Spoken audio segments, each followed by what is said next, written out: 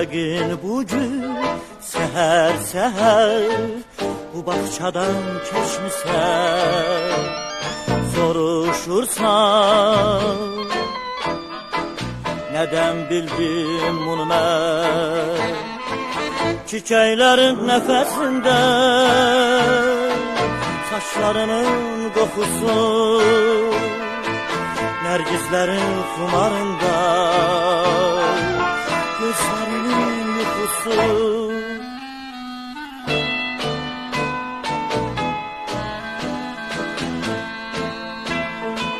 Quşların nəğməsində səsinin ahəngi var,